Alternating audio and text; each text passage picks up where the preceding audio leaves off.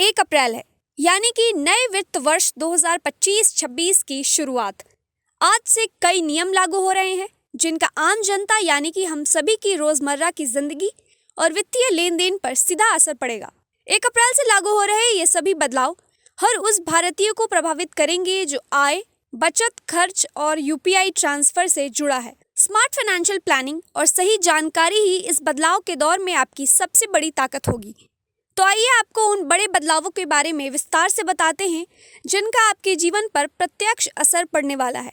आज से सबसे बड़ा बदलाव आयकर कर व्यवस्था में हुआ है।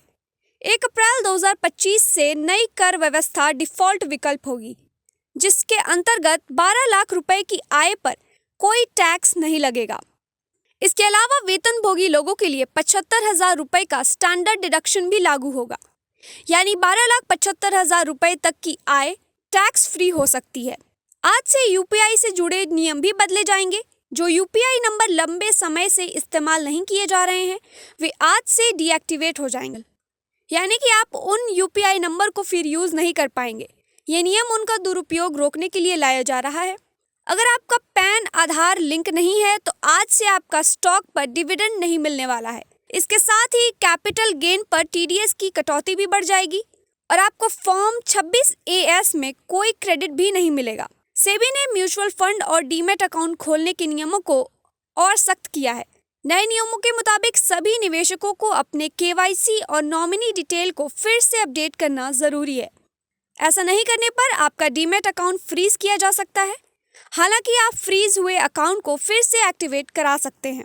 मोदी सरकार ने पुरानी पेंशन योजना की जगह यूनिफाइड पेंशन स्कीम की घोषणा की थी, जो आज 1 अप्रैल से लागू हो गई है।